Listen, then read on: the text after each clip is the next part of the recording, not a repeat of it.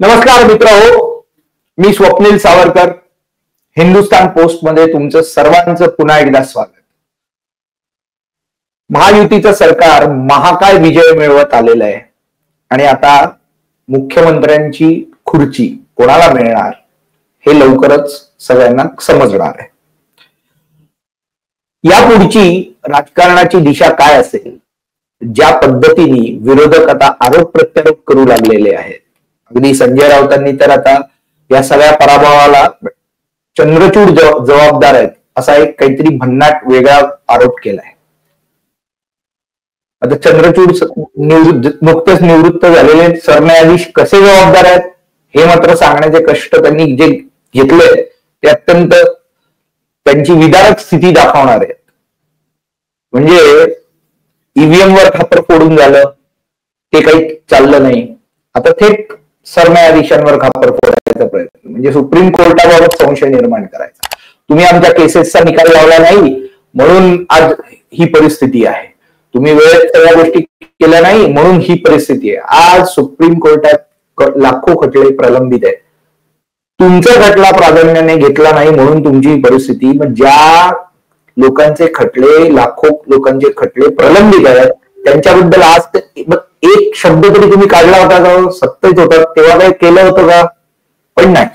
या सगळ्या गोष्टींमुळे, या पराभवामुळे या सगळ्या गोष्टींना आता समोर आणलं जातंय.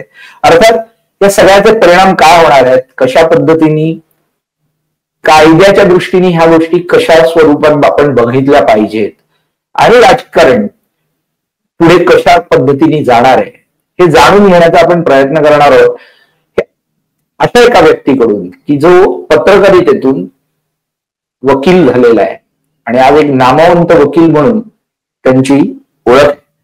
आपल्या सोबत आहेत ऍडव्होकेट सुबोध पाठक. नमस्कार. पाठक सर, नमस्कार. तुम्ही महानगर आणि इतर बऱ्याच पत्रकार वर्तमानपत्रातून पत्रकारिता केली, कोर्टातून अनेक हे कव्हर केलेले आहेत बीट. आज तुम्ही एक नामवंत वकील आहात. मध्यंतरीच्या काळामध्ये तुम्ही पत्रकारितेसोबत शिकवण्या म्हणजे क्लासेस, एक नामवंत इन्स्टिट्यूट स्थापन केली होती. असा सर्व तुमचा जो प्रवास आहे त्यात तुम्ही रेग्युलर राजकारणाचाही अभ्यास करत आलेला आहात.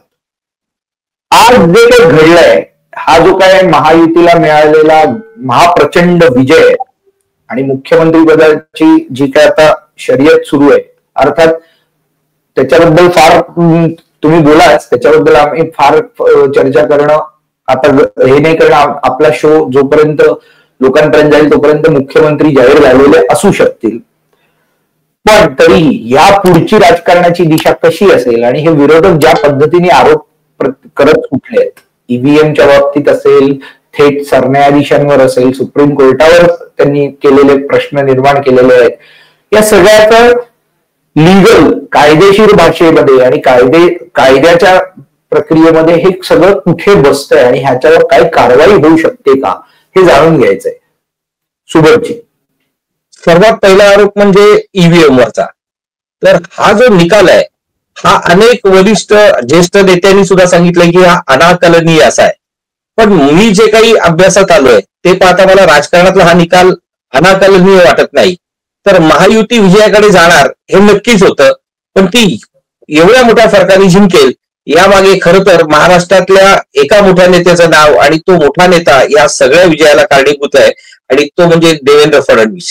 देवेंद्र फडणवीस यांनी सातत्याने जे प्रयत्न केलेत किंवा लोकसभा निकालानंतर बाकीचे नेते जेव्हा सावध झाले नाहीत तेव्हा सर्वात पहिला सावध झालेला नेता म्हणजे देवेंद्र फडणवीस. आणि त्यांनी ज्या पद्धतीने ह्या सगळ्या गोष्टीची आखणी केली, ज्या पद्धतीने सगळी वाटचाल केली, ज्या पद्धतीने अजितदादांना त्यांनी सोबत घेतलं, ज्या पद्धतीने त्यांनी एकनाथ शिंदेना सोबत घेतलं, त्याला ती तोडच नाही. आता त्याला राष्ट्रीय स्वयंसेवक संघाने संपूर्ण ताकद दिली किंवा दिल्लीतल्या ज्येष्ठ भाजप नेत्यांनी त्याला ताकद दिली, त्याच्यानंतर भाजपच्या कार्यकर्त्यांनी जीवतोड मेहनत केली. ह्या सगळ्या गोष्टी जरी असल्या तरी ह्या विजयाचा शिल्पकार म्हणून देवेंद्र फडणवीस यांनाच पाहिलं पाहिजे. आणि देवेंद्र फडणवीस सारखा नेता जो आज उद्धव ठाकरे यांच्या नाकाखालून ज्यांनी 40 आमदार नेले, त्यांनी शरद पवारांना जे आज देशातले सगळे मीडियाकर्मी आणि पत्रकार ज्याला चाणक्य समजतात त्यांच्या नाकाखालून त्यांनी आमदार नेले, असा या नेत्याला देवेंद्र फडणवीस यांना या विजयाचं जर शिल्पकार आपण म्हटलं नाही तर ते त्यांच्यावरती अन्याय ठरेल. हा एक भाग झाला. आता पवारांच्या बाबतीत तुम्ही एक वाक्य विसरलात असं मला वाटतं, ज्यांनी इतरांची घरं फोडली त्यांचं घर आजपर्यंत फोडणं कोणालाही जमलं नव्हतं. सर्वात जर देवेंद्र फडणवीसांनी या लोकसभा निकालामध्ये जे सर्वात दाखवून दिलं मोठी गोष्ट ती म्हणजे शरद पवार साहेबांनी नेहमीच मुंडे विरुद्ध मुंडे, ठाकरे विरुद्ध ठाकरे असा सामना केला, पण पवार विरुद्ध पवार असा सामना जो बारामतीमध्ये पाहायला मिळाला त्याच्या मागे केवळ आणि केवळ देवेंद्र फडणवीस यांचाच मेंदू आहे. याच्या बाबतीत माझ्या मनात तरी काही दुमत नाही, कळलं का? अगदी दुसरी पवार विरुद्ध पवार असा सामना फक्त देवेंद्र फडणवीसच लढवू शकतात महाराष्ट्रात, याबाबत मला तरी काही आश्चर्य वाटत नाही, कारण एवढी त्यांची राजकारणातली उंची त्यांनी गाठलेली आहे. राहिला प्रश्न ईव्हीएमचा आणि सर्वोच्च न्यायालयाच्या न्यायमूर्तींवरच्या आरोपाचा, तर ईव्हीएम हे आता खेळणं झालेलं आहे की कुठेही काही कोणी हरलं ना की सहज ते ईव्हीएमला दोष देतात. जेव्हा महाराष्ट्रामध्ये ही इतकी मोठी हा दणदणीत विजय भाजप आणि एनडीएला मिळाला तेव्हा आपण ईव्हीएम वरती दोष देतो. मग त्याच वेळी झारखंडमध्ये जेव्हा भाजप पराभूत झालं मग त्यांच्याकडे जर ईव्हीएम असेल तर झारखंडच्या पराभवाला ईव्हीएम ला का भाजपने जबाबदार धरायचं नाही, किंवा बाकीचे पक्ष त्याबद्दल का बोलत नाही, किंवा इतर जे देशातल्या अनेक राज्यांमध्ये मग दिल्ली असो किंवा कलकत्ता, पश्चिम बंगाल असो, ही अनेक राज्य जी आहेत एक हाती तिथल्या नेत्यांनी जिंकलेली आहेत, तेव्हा ईव्हीएम कुठे होतं? त्यामुळे ईव्हीएमचा हा जो आरोप आहे ना हे एकदम खेळणं आहे आणि या आरोपाला मतदार अजिबात महत्व देत नाहीत. हे फक्त जे पराभूत नेते आहेत, पराभूत राजकीय पक्ष आहेत त्यांच्यासाठी हे आरोप करण्याची सोय आहे. हा झाला ईव्हीएमचा प्रश्न. याच्यामध्ये कुठली जी कायदेशीर कारवाई आहे सर, ईव्हीएमच्या बाबतीत निवडणूक आयोगाने हे ईव्हीएम हॅक करता येत नाही आणि त्यांनी त्याकरता ईव्हीएम समोर ठेवलं होतं महिनाभर आणि हे सगळं कोर्टातही सादर झालेलं आहे, अगदी सुप्रीम कोर्टात, सर्वोच्च न्यायालय. त्याच्यानंतरही असे आरोप करणं याबाबत या अशा आरोपांना रोखण्याकरता कायद्यात काही तरतूद नाही का? नाही, कसं आहे की निवडणूक आयोगाने त्यांना संधी दिली, जर अशा पद्धतीचा ईव्हीएम कोणी आम्हाला हॅक करून दाखवावं तर आम्ही ती गोष्ट मान्य करू. त्याला प्रत्येक राजकीय पक्षाला संधी दिली होती, पण त्या संधीचं सोनं न करता फक्त केवळ आणि केवळ आरोपांची डाळ उडवून देणं हेच राजकीय पक्ष पसंत करतात आणि आजही तेच होत आहे. आता या बाबतीत असं आहे की हा जो आरोप आहे ईव्हीएम हॅक केलं, हा कसं आहे माहितीये का, हा सर्व सामान्य आरोप आहे किंवा एक त्याला आपण साधारण कक्षेतला हा आरोप आहे. एका माणसाने आपलं हे मतदारसंघामध्ये ईव्हीएम हॅक केलं असं जर म्हटलं आणि त्या माणसाने हॅक करून ही जास्ती मतं मिळवलीत, जोपर्यंत वैयक्तिक कोणावरती रोख येत नाही तोपर्यंत अशा आरोपांना महत्व कोण देणार नाही. आणि राजकारणामध्ये तर अनेक आरोप केले जातात, अगदी चोर नीच वाटेल ते म्हटलं जातं आणि राजकीय पक्षांकडे तेवढा वेळ नसतो, राजकीय नेत्यांकडे तेवढा वेळ नसतो. एखादाच कोणतरी नितीन गडकरी सारखा माणूस असतो जो उठतो आणि जो न्यायालयात जातो आणि आपल्या बदनामीबद्दल तो खटला दाखल करतो. फार थोडी उदाहरणं आहेत. त्या अरुण जेटलींनी सुद्धा असा दावा दाखल केला होता आपल्या दिल्लीचे मुख्यमंत्री अरविंद केजरीवाल यांच्या विरोधामध्ये. तर अशी फार कमी उदाहरणं आहेत आणि प्रत्येक आरोपाला जर राजकीय पक्ष आणि राजकीय नेते जर उत्तर देत बसले तर त्यांना तेवढंच काम होते. त्याच्यामुळे राजकारणातले आरोप हे हवेतला जसा धुरळा असतो तसा तो सगळे निवडणुकीनंतर सगळेच विसरून जातात. विजयी पण पक्ष विसरून जातात आणि पराभूत पक्ष पण नंतर विसरून जातात आणि आपल्या पराभवाला काहीतरी कारण द्यायचं. तर ईव्हीएम एक आपलं फार सोपं असं त्याच्या आरोपाला सोय आहे, ती खेळणं आहे ते. तर त्या गोष्टीला काही महत्व नाही आणि कोणी महत्व देत नाही. हा, हे पराभूत पक्ष हे करतातच, तर पराभूत उमेदवार हे करतातच. राहिला प्रश्न सर्वोच्च न्यायालयाचे न्यायमूर्ती धनंजय चंद्रचूड यांच्यावरच्या आरोपाचा. आता संजय राऊत यांनी जो आरोप केलेला आहे आणि त्यांनी उघडी दारं करून दिलेली आहेत पक्षांतरासाठी आयाराम गयाराम यांना, त्याच्यामुळे मग घोडे बाजार होईल वगैरे वगैरे त्यांनी हे जे आरोप केलेले आहेत. तर प्रश्न असा आहे की ही सर्वोच्च न्यायालयामध्ये ही केस दाखल झाली आणि सर्वोच्च न्यायालयामध्ये ही केस दाखल झाल्यानंतर गोष्टीला म्हणजे अगदी त्या घोडेबाजार जो थांबवण्यासाठी जे सर्वात पहिलं पाऊल उचललं ते सर्वोच्च न्यायालयाने किंवा धनंजय चंद्रचूड यांच्याच नेतृत्वाखाली जेव्हा खंडपीठाने जेव्हा त्यांनीच लीड केलेल्या खंडपीठापुढे जेव्हा ही सुनावणी झाली तर सर्वात पहिला निकाल हा जो शिवसेनेच्या बाजूने गेला तो तिथेच गेला. जो अंतरिम आदेश होता तो त्यांच्या बाजूने गेला आणि म्हणून मग नंतर बाकीच्या सगळ्या गोष्टी घडल्या किंवा राहुल नार्वेकरांना सुद्धा त्यांनी टाइम बाउंड करून दिलं आणि विधानसभेच्या अध्यक्षांना सुद्धा त्या बाबतीत निर्णय लवकरात लवकर द्यावा लागला.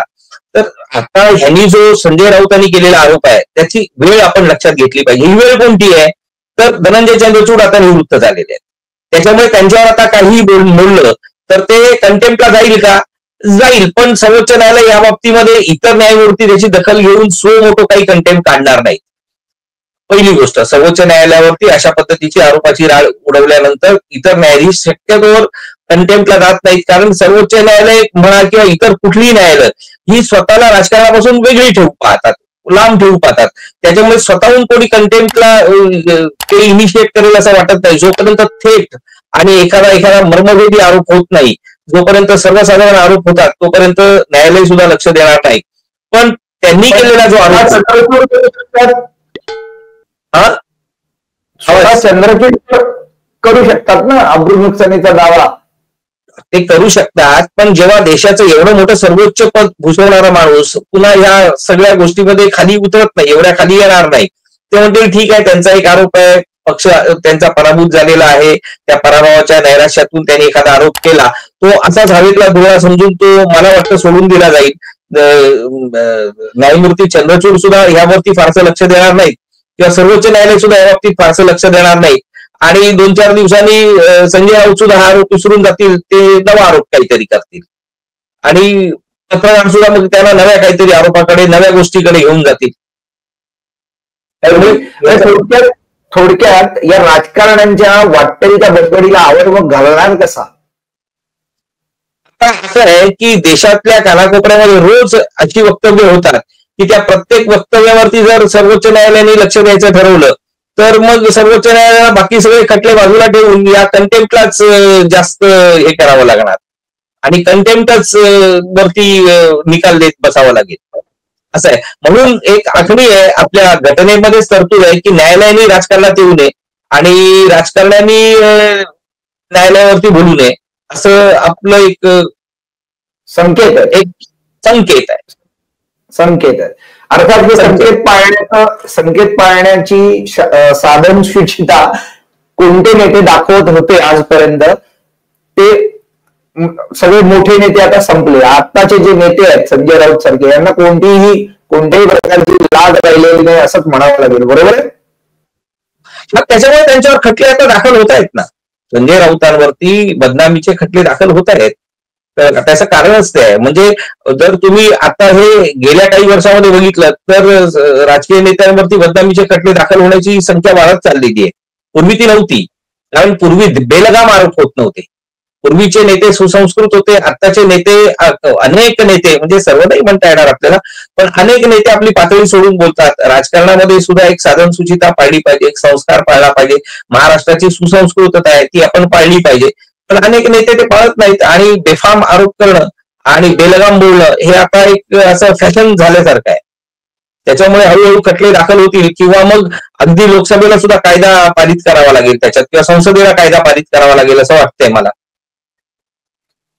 अगदी सर जाता तुम्ही या नेत्यांना काय सल्ला द्याल कायदेशीर माझं असं म्हणणं आहे की राजकारण्यांनी बोलताना खूपच संयम पाळला पाहिजे, कारण नवी पिढी जेव्हा राजकारणामध्ये येते, नवे चेहरे जेव्हा राजकारणामध्ये येतात तेव्हा त्यांना काही तुम्ही शिकवता हे त्यांनी लक्षात घेतलं पाहिजे. आपण जे काय बोलतोय त्याचा परिणाम पुढच्या पिढीवरती होणार आहे आणि पुढची पिढी सुद्धा अशी बेलगाम होईल किंवा असंच काहीतरी ती बोलेल.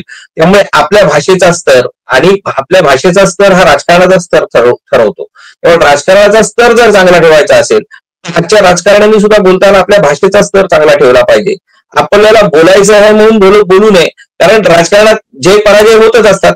लोकसभेतला पराभव देवेंद्र फडणवीस यांनी सुद्धा सकारात्मक घेतला आणि विधानसभेमध्ये मुसंडी मारली.